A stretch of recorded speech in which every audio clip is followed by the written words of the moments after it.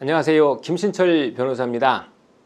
살다 보면 빚을 지게 되는 경우가 있는데요. 이 빚이라는 게 한번 생기면 변제하는 게 참 어렵죠. 특히 김밥 한 줄에 10,000원 가까이 가는 요즘 같은 고물가 불경기 속에서는 빚을 갚는 것이 더 어려운데요.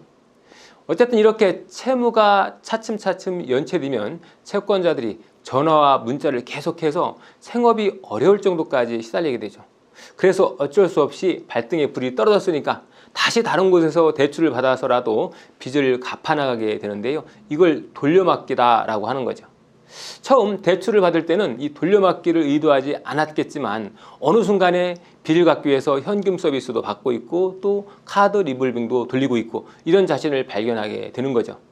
당연히 이 돌려막기가 미봉책에 불과하고 결국에는 풍선이 터지는 것처럼 언젠가는 문제가 생기게 될 것이라는 것은 다 알고 있지만 당장 죽게 생겼으니까 어쩔 수 없이 돌려막기를 할 수밖에 없는데요.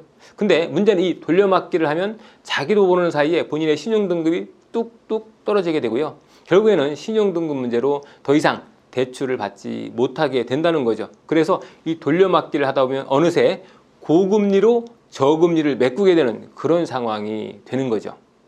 물론 이 채권자들의 추심이 너무 무섭고 또 회사나 식구들에게 본인의 빚이 알려지는 것이 두려워서 당장 급한 불부터 끄자는 심정으로 빚을 내는 마음은 이해가 되지만 그것은 배고프다고 상한 음식을 먹는 것과 다를 바가 없겠죠.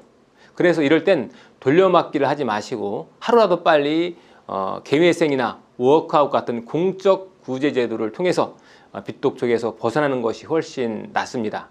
어떤 분들은 지금까지 연체를 한 번도 하지 않고 성실하게 빚을 감당해 왔는데 이렇게 빚을 연체 없이 갚아온 것이 성실하게 보여질 테니까 개회생이나 워크아웃 신청할 때 좀 더 유리하지 않겠느냐라고 생각하시는 분들이 있는데요.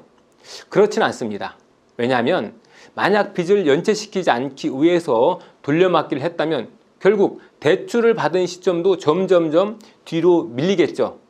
그러면서 회생을 신청하거나 워크아웃을 신청할 때 보면은 대출을 받은 시점이 대부분 최근으로 몰리게 되는 거죠. 그런데 이렇게 최근 대출이 많다라고 하면 워크아웃 신청이나 개회생 신청을 할 때 불성실한 채무자로 비춰질 여지가 있다는 거죠.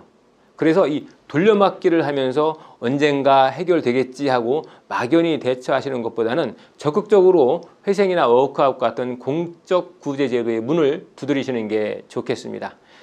김신철 변호사였습니다. 감사합니다.